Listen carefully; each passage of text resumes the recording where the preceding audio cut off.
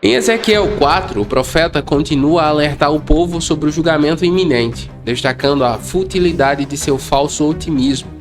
Ele afirma que a confiança em alianças humanas, em vez de confiar no Senhor Deus, só os levaria ao fracasso. Além disso, ele mostra que a idolatria só traz a ira divina. Finalmente, Ezequiel desafia a ideia de que o Templo de Jerusalém seria uma fortaleza indestrutível, revelando a corrupção moral do povo e o julgamento vindouro. Ezequiel revisou a história de Judá para mostrar como sua desobediência havia levado ao julgamento. Ele menciona a idolatria, a imoralidade e a opressão dos mais fracos. Além disso, ele lembra como Deus já havia sido fiel ao seu povo, mas que eles haviam sido infiéis ao Senhor. Por fim, Ezequiel avisou ao povo que o julgamento era inevitável, mas que haveria uma esperança futura para aqueles que se arrependessem. É sobre isso que nós vamos estudar neste vídeo. Então deixa o like, se inscreva no canal e fique comigo até o final, porque há uma palavra de Deus para você. Ezequiel capítulo 4 pode ser dividido em 4 partes, que vão do versículo 1 ao versículo 17, e nós vamos estudar cada uma delas aqui. Lembrando que, se você quiser ter um conhecimento mais aprofundado sobre este capítulo, basta você acessar o jesuseabiblia.com, pesquisar por Ezequiel capítulo 4 ou acessar através do link que está na descrição, tá bom? Versículo 3 diz o seguinte: depois apanhe uma panela de barro, de ferro, aliás. Coloque-a como um muro de ferro entre você e a cidade e ponha-se na frente, e ponha-se de frente para ela. Ela estará cercada e você a sitiará. Isto é um sinal para a nação de Israel. Há duas coisas importantes a serem ditas aqui. Os versículos de 1 a 3 de Ezequiel, Deus instrui o profeta a desenhar um mapa da cidade de Jerusalém no chão e a construir um modelo de cerco contra a cidade usando tijolos. Este é o primeiro sinal profético que Deus dá a Ezequiel para representar a iminência do cerco babilônio que estava por vir.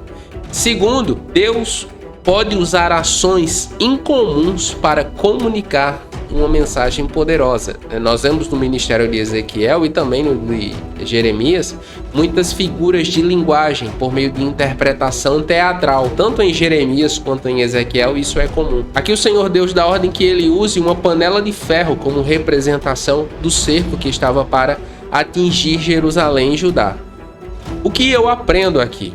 A importância de sermos obedientes à vontade de Deus, mesmo quando isso exige que façamos coisas difíceis ou desconfortáveis. Isso é um dos maiores desafios para você e para mim, porque nós queremos, como seres humanos, permanecer na zona de conforto.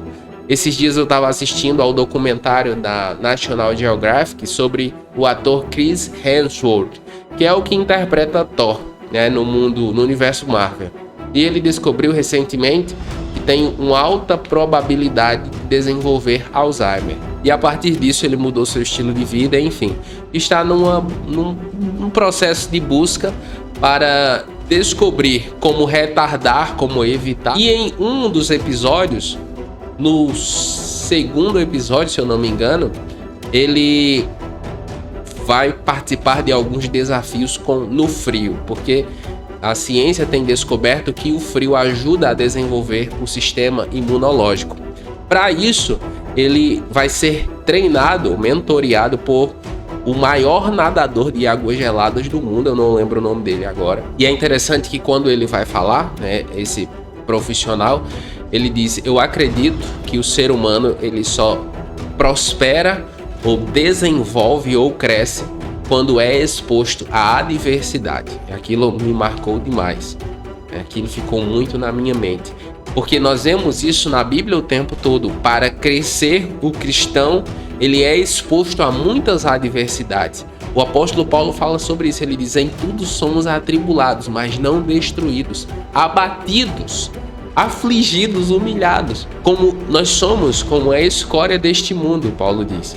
Exposto a tamanha adversidade, mesmo assim a igreja continua crescendo. Então eu e você precisamos ser fiéis à mensagem do Evangelho, mesmo quando isso for desconfortável. E em nossos dias está cada vez mais desconfortável falar sobre a verdade do Evangelho de Jesus. A segunda parte do texto, aqui dos versículos de 4 a 8, o profeta vai ficar deitado sobre o seu lado. Veja o que diz o texto, versículos 4 e 6. Deite-se então sobre o seu lado esquerdo e sobre você põe a iniquidade da nação de Israel. Você terá que carregar a iniquidade dela durante o número de dias em que estiver deitado sobre o lado esquerdo. Terminado esse prazo, deite-se sobre o seu lado direito e carregue a iniquidade da nação de Judá. Mais um ato simbólico do profeta Ezequiel, representando a iniquidade do povo. Há 3 coisas importantes que nós precisamos ter em mente aqui. A primeira delas é que o Senhor Deus ordena ao profeta que se deitasse sobre o seu lado esquerdo por 390 dias. Isso mesmo, 390 dias. O que representava o tempo em que Israel havia pecado contra o Senhor. Ezequiel deveria levar sobre si o pecado do povo de Israel por meio dessa representação. 390 dias, quando ele deveria permanecer deitado sobre o seu lado esquerdo. Não de forma contínua, né? Ele não passou 390 dias deitado de um lado só. Mas é que todas as vezes que ele fosse deitar, ele deveria deitar sobre o lado esquerdo. Segunda verdade é o fato de que Ezequiel deveria se deitar sobre o lado esquerdo e depois do direito, nós vemos que realmente a profecia fala isso, por um período tão longo, mostrava a severidade do julgamento de Deus sobre o povo de Israel e Judá por causa do seu pecado. Do lado esquerdo ele estava levando o pecado de Israel e do lado direito o pecado de Judá. Então ambos os lados simbolizavam isso. E por fim, a cada dia que Ezequiel deveria deitar representava um ano de pecado do povo de Israel e Judá. Esse tempo era um lembrete longo histórico de infidelidade do povo em relação a Deus. O que é que eu aprendo com esse ato simbólico do profeta?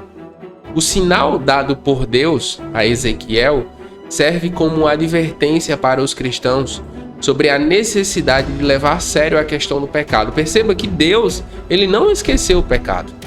Perceba que o pecado não prescreveu. E aí, muitas vezes, nós não entendemos a função de Jesus, a importância da vida de Jesus. Porque é exatamente após a presença de Jesus que o Senhor Deus perdoa e apaga o nosso pecado. Tanto os que ficaram para trás, como os que nós cometemos depois, desde que haja arrependimento. Mas Jesus, ele se torna o selo, esse sumo sacerdote perfeito. Perceba que Deus não esqueceu o pecado. 390 dias, cada dia representava um ano de pecado do povo. É muito tempo, é muito pecado e Deus não esqueceu. Por quê? Deus é um Deus santo. Com relação ao pecado, há 2 coisas que Deus faz. Ou Deus perdoa o pecado, ou Deus julga o pecado. O que é que Deus não faz com o pecado? Não se importar. Não existe a possibilidade de ele não se importar com o pecado. Não ache que Deus é como o ser humano. Ah, é só um pecadinho. Não, não existe. Deus é santo, é santo. Por isso que ninguém viu a face dele. Porque quem vê será fulminado. Os serafins, que são seres angelicais, de uma altíssima classe angelical, cobrem o rosto diante de Deus, dada a profundidade da sua santidade. Então, com relação a mim e a você, nós não podemos perder isso de vista. Muitas vezes nós achamos que Deus é um Deus qualquer, Deus é como um ser humano, sei lá, que ele olha, não, isso é besteira, deixa isso pra lá. E muitas vezes nós achamos que Deus é inclusive brasileiro, né? Porque o brasileiro muitas vezes não tá nem aí para regras, para justiça, acha que pode meio que fraudar algumas coisas. Não existe essa possibilidade com Deus. Perceba aqui que esse texto nos mostra exatamente isso. Na terceira parte, nós lemos sobre, nos versículos de 9 a 14, nós lemos sobre o sinal do emagrecimento e a escassez de alimento. Veja o que diz o versículo 9. E tu toma trigo, cevada, favas, lentilha, milho miúdo e painço, e põe-no numa vasilha, faze pão disso, consoante o número dos dias que te deitares sobre o teu lado, 390 dias comerás. Essa deveria ser a dieta de Ezequiel. E o que é que isso significa? Primeiro, a ordem do Senhor Deus para Ezequiel usar uma mistura de grãos para fazer o pão mostra que durante o cerco de Jerusalém pela Babilônia, os suprimentos eram escassos e a comida era racionada, ou seja, eles passariam fome, muita necessidade. Segundo, a escassez e a opressão que o povo de Judá enfrentaria durante o cativeiro babilônico eram consequências de seus pecados e infidelidade a Deus. Essa escassez material seria fruto do pecado do povo. O que é que eu aprendo aqui, nesse ponto? Esse episódio nos lembra de nossa dependência da provisão diária de Deus. Sim, perceba que o pecado do povo chegou a um nível tão violento que agora eles passariam por necessidade de alimento. Jeremias descreve isso. Ele fala sobre a fome que assolou o povo. A história fala sobre isso. Flávio José fala sobre isso. Foi um período muito difícil, de muita escassez. Há muitos cristãos, inclusive, que estão passando por escassez de alimento, de finanças, porque não voltam o seu rosto para o Senhor Deus. Porque acham que isso aqui isso é coisa do Antigo Testamento. Isso é princípio. Deus é o nosso provedor. Deus é o nosso provedor. Toda a provisão da minha vida e da sua vida vem do Senhor Deus. Se está havendo escassez, nós precisamos voltar o nosso rosto para Ele e perguntar o que é que está acontecendo. Se é por causa do nosso pecado, se nós estamos errando em alguma área, ou se é um tempo de provação, de adversidade. Sim, o apóstolo Paulo passou por escassez de alimento por causa da provação, por causa de sua fidelidade ao Evangelho. Jó passou por escassez, por privação, por causa da prova do Senhor Deus em sua vida. Mas todos eles buscaram conhecer a vontade de Deus nesse contexto. Aqui, a escassez estava relacionada à obediência. O povo estava vivendo em desobediência. Por isso agora enfrentaria escassez de alimento, de provisão.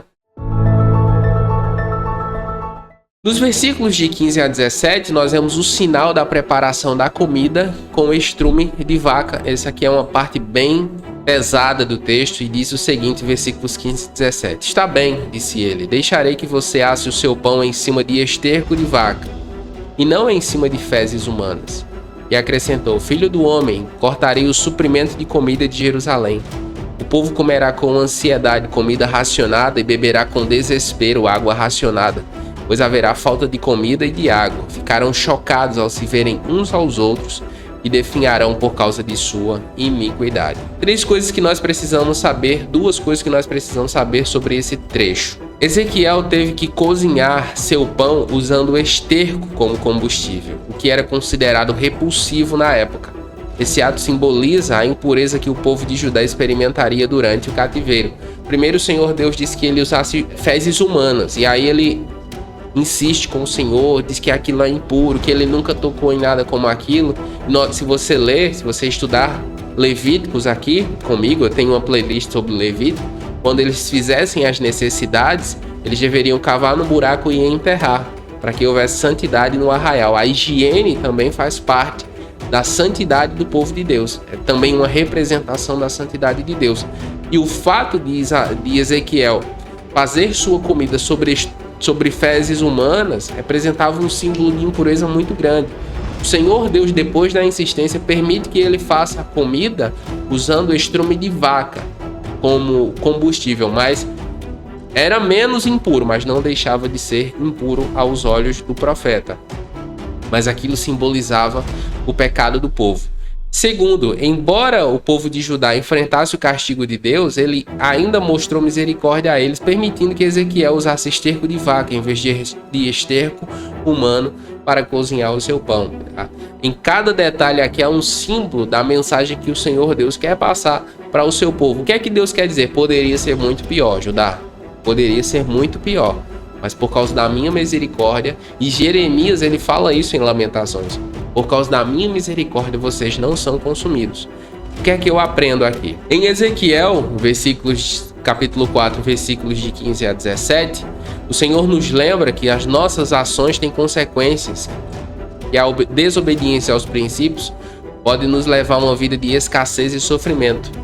Devemos procurar viver de acordo com a vontade de Deus e seguir os mandamentos para desfrutar de uma vida plena e abundante. Além disso, devemos ter cuidado para não nos contaminar com o pecado e a impureza deste mundo, mas manter nossa pureza e santidade em Cristo Jesus. É o desafio de cada cristão, meu e seu.